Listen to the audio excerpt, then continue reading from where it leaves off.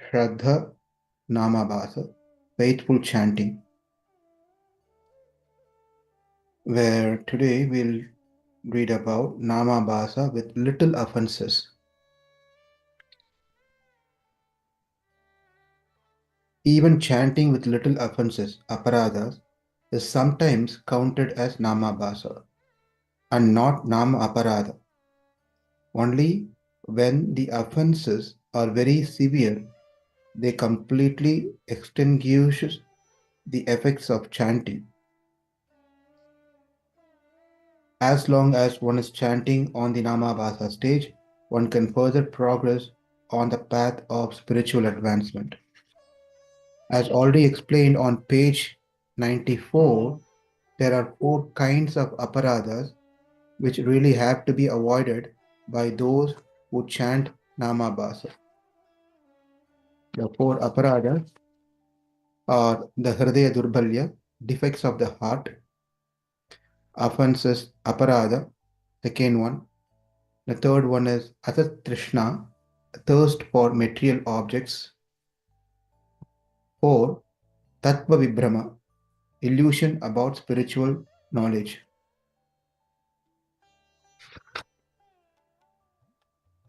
So, as already explained on page 94, there are four kinds of aparadhas which really have to be avoided by those who chant Nāma-ābhāsa. These are offenses against the holy name, against Krishna himself, against his devotees, and against other living beings. It is very important for a devotee to behave gently even with non-devotees.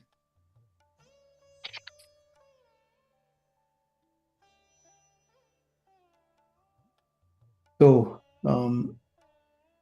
it is very important for a devotee to behave gently even towards non-devotees. Material attachments, the cause of all offenses, simply disappear by continuing to chant the holy name on the Nāma-ābhāsa stage. Last line. By continually chanting the holy name, the well-wisher of all, one becomes freed from offenses, even against the holy name itself. So this is the glory of Nāma-ābhāsa. Even with little offenses, we continue to do and will become purified by the power of the holy name.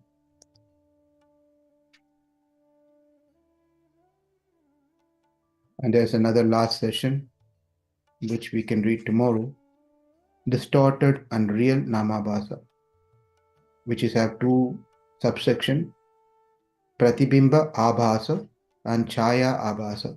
We'll see what that is tomorrow. Thank you.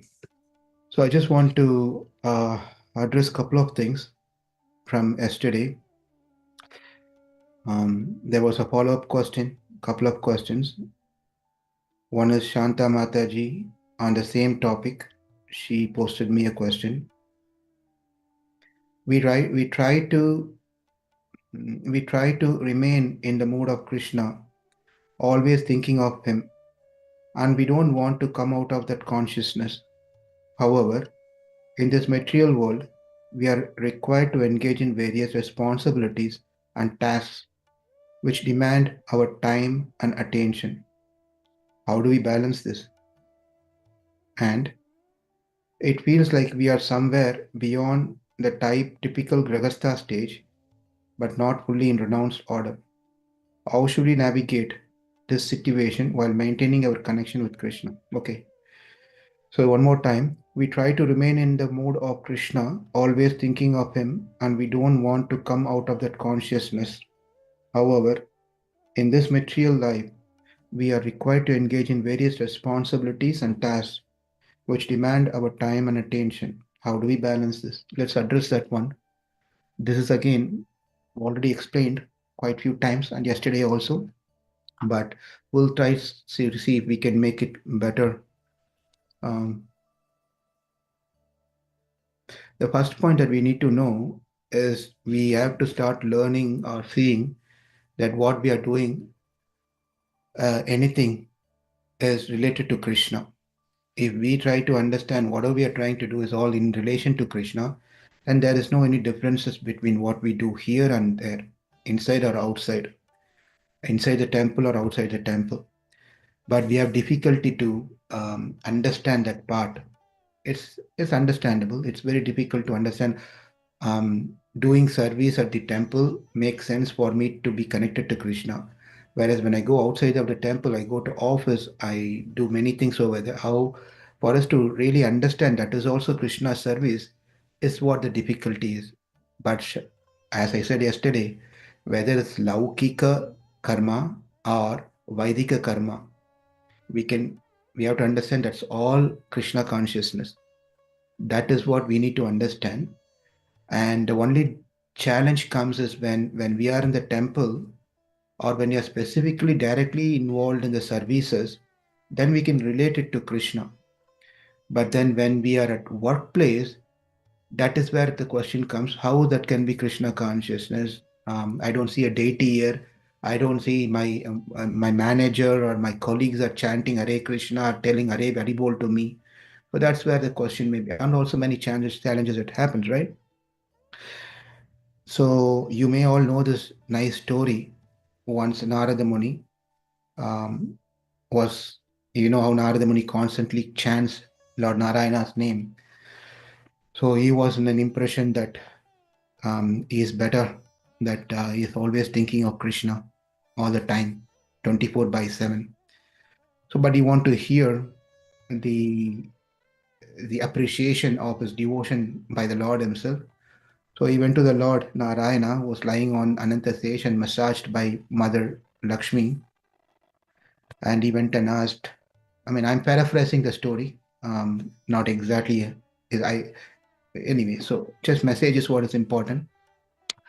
So he's asking Narayana who's the best devotee here, and then he also sees that Narayana was lying down and says, um, he takes Narada Muni and goes and shows a farmer who was very simple person, and he was doing farming and then taking care of the family.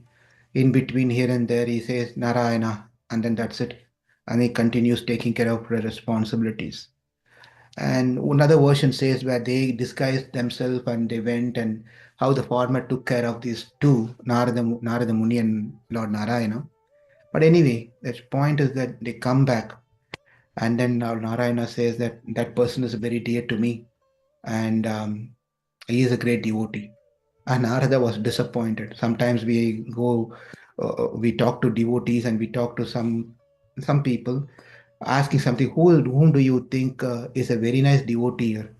And we may be thinking that person is going to tell my name. That is what we are expecting.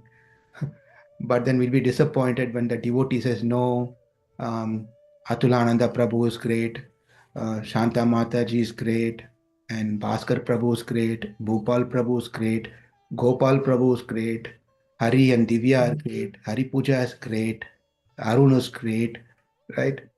Sujata and Kantarao and Manjira, they're all great. I'm saying Niraj, Pedhanna, Rechna, all this Shubhan, everyone, Shravanti and Swami are great. When we'll get really disappointed because my name has not been told. Likewise, Narada Muni also was disappointed when I'm chanting your name every day. You're telling about one person who only chants once in a while your name. Then Narayana says that go get me fetch a pot of water and then make sure that there's no drop of water spills off.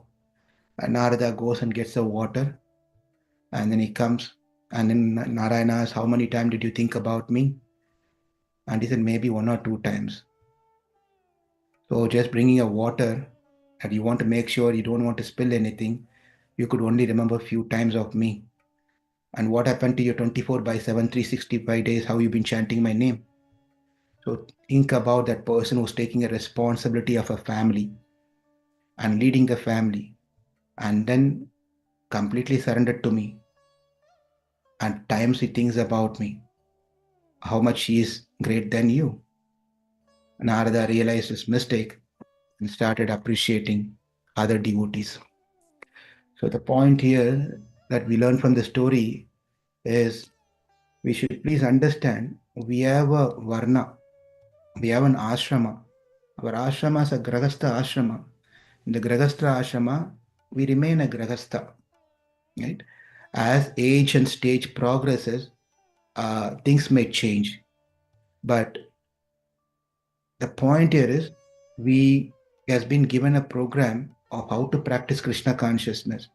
When we practice that Krishna consciousness and apply in our day-to-day life, at workplace or wherever, that is good enough for us. It is not that here's another example. Shanta Mataji, you're going to work. You're in a good position. You're working in a company. Now, when you're in a meeting, when you're coding, or when you're leading the team, whatever you're doing, how many times did you think about your daughter and son?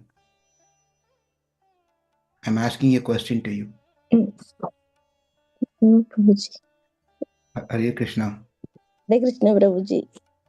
Yeah, How we may not able to think anyone, just we lead the work. you're not thinking about your family at that time? Does it mean you don't love your family and you're not working for your family? Yes, I don't know. So even though you don't remember on the meeting times your daughter or your son or your husband, but the whole reason you're going to office is to take care of them. And you want to do that job nice so that they can be taken care nicely. It doesn't mean that you forgot them. Same thing in Krishna consciousness. So when you go to work, we start our day, I'm doing for Krishna this whole thing. And you do the job and give. That is why Krishna said, you do your job perfectly and give the result to me. And that's what we are all trying to learn and do these things. Does that help a little bit? Yes, Prabhu. Thank you, Prabhu. Thank you for the stories. I always connect with stories. Thank you, Prabhu. But then your question is not ending there. You ask another one where if, um, once again, it feels like we are somewhere beyond the typical Grahastha stage, but not fully in the renounced order. How should we navigate this situation while maintaining our connection with Krishna? I, you know, It's like actually my question more related to the mood, Prabhu. I understand we are doing, we have to do, but somehow I see little disconnect. I mean, deviation in the mood. So this is more related to mood, Prabhu, rather than things, Prabhu. I don't know what mood you're looking for, what type of mood you want. Shifting between these two modes, Prabhu. I mean, you don't need to shift. What is the necessity for you to shift? We are in a particular ashrama and we maintain the dharma of that particular ashrama. And to attain Krishna, it is not that only sannyasi can attain Krishna. It is not that only brahmachari can attain Krishna. Anyone, whether you're brahmachari, grahastha, or sannyasi, or vanaprastha, whatever you are, anyone can attain. Ultimate goal is to attain Krishna. Ultimate goal is not to become a sannyasi. One may become a sannyasi and still not attain Krishna. One may be a simple grahastha and attain Krishna. There are many, many stories, right? So it is not matter of wanting, we want to become that stage of renounced order of life. That is not, it's not it is not a academic, it is not a corporate thing where we are trying to promote ourselves from brahmachari to grahastha and then the second level of promotion and third level of promotion and fourth level of promotion. That's not what it is. The mood can be continued to be in any ashrama that we are in. That is the important thing. So I'm not sure why you want to change your mood. Your mood can be the same following the grahastha ashram. You can still be trying to develop that detachment in that way. Or if you have any questions, we can still follow up later. But one last thing, I know it's 5:30. One last thing before we conclude here. Bhopal Prabhu asked another question. This could be a short one, unless he has a follow-up. When you say, this is from yesterday's thing, so he was asking, when you say desires will go away, It almost sounds like Buddhist philosophy of becoming desireless. As humans, we always have desires. Some of them may be unwanted, but is it really possible to completely get rid of them? Unless, of course, one is in the Paramahamsa stage.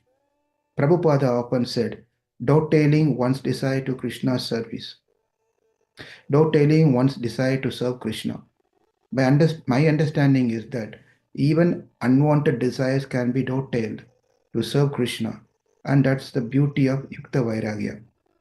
Could you please clarify it? Yes, answer is yes. Simple answer is yes.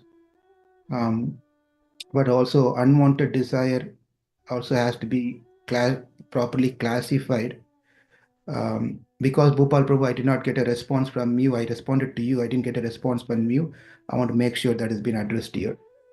Um, the unwanted desire can be dovetailed to serve Krishna.